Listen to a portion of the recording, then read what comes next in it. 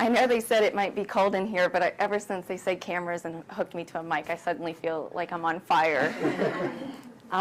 Thank you all for coming here today. I want to tell you a little bit of why I'm here today and why I'm a big part of this, or this is a big part of my life.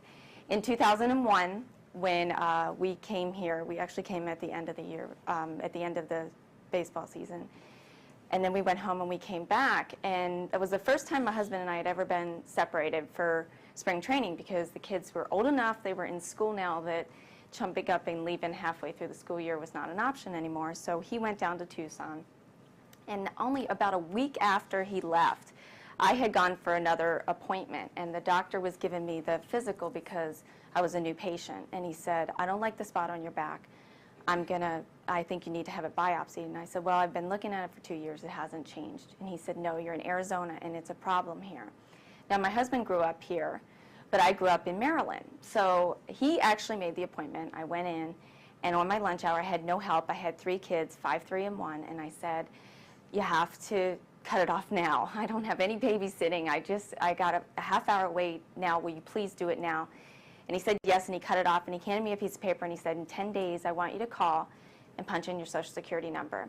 Well, the next day, as everything always happens, at 8 o'clock at night, when all the offices are closed, my phone starts beeping, and it's the doctor on it had left a message, and he said, I need to see you first thing in the morning. Well, I knew that that couldn't be a good thing. So I called my sister-in-law, who immediately fell apart. So I called my husband at spring training, and I said, listen to this message, what do you think? He says, I think you need to call. Now, me being, you know, a mom and not wanting to interrupt, I said, I can't call him, you know, he's home. His time off, you know, he shouldn't have to be called at home.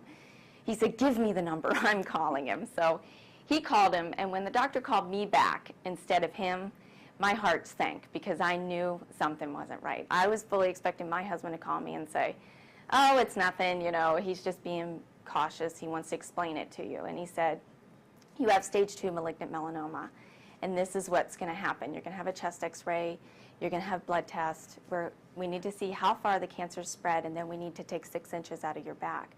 You need to get in touch with a plastic surgeon. And the whole time I'm thinking, wait a minute, I really thought that when I had this taken off that it was over. So I went in and I had the surgery, and lo and behold, everything that I cut had to be cut further. So I ended up having 5 surgeries that year. And at the same time, my husband and the team was doing really well. It was a great year. Well, we became the human interest story. So I was battling this, and the media was trying to explain why Kurt was doing so well on the team and him having such a great professional year, how he was doing this with what we were doing at home. Which I told him, I don't care if he ever has another great year again. I won't go through that again. So it became the human interest story, and People magazine and ESPN and everybody covered it. And I can remember the exact interview that changed everything. As I was sitting across from the ESPN reporter, she's nodding her head, you know, and I'm thinking, I know exactly what you think. This poor little rich wife, you know, had a little scab on her back, and you know, she's milking it. And I said, you know what, you're not airing this until you show. And at the point, I look like I've been slashed across my back in all different ways. And even my teammates didn't understand what was going on, because no one was calling me. The only thing I was getting was they wouldn't call me for a pool party, and I would find out. So I was feeling left out. I was feeling that nobody understood what I was going through. So when I aired that story aired, everything changed, because suddenly the people who had lost people felt that there was somebody fighting for them. So they would approach me in airports, at school playgrounds, playgroups, the ballpark. And I have to tell you, the first year I felt like everybody died because everybody told me how important this message was. And so I started looking around, and noticing that the places where you buy sunblock and sun oils, it used to be, because I was using them, filled with oils. Now it's reversed, and it's all sunblocks, but I couldn't understand why we weren't talking about it. So, and then I found out all the famous people who had it.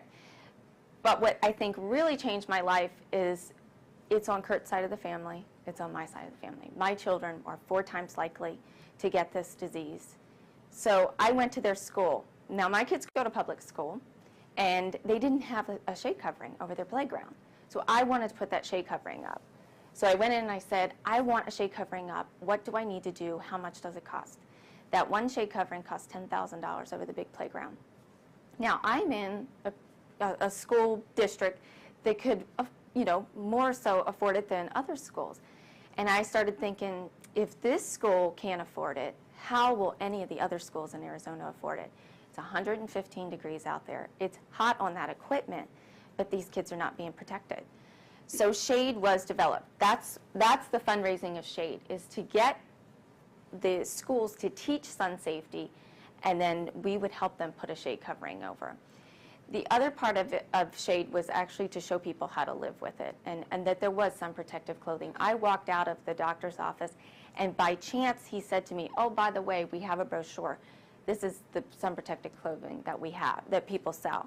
So shade, when we started, was to put like a shopping mall of all those places and ways to teach and prevent it. And it just seemed to snowball from there. It was time. Like, it was time to teach kids about drinking, the dangers of drinking, wearing seatbelts. I didn't wear a seatbelt when I was a kid.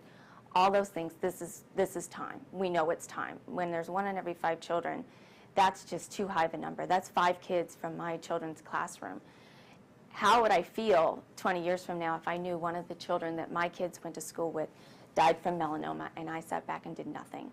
And I have to be honest, it's not always easy to do it. A lot of time is spent away from my family doing this, but my family understands, and it's important to them.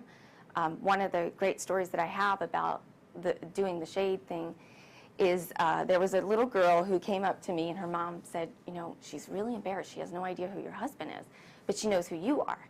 And I said, oh, we must have put a shade up at her school. And she said, yes, and she wants to say hi to you. So she wants to say thank you. So she came up and she said,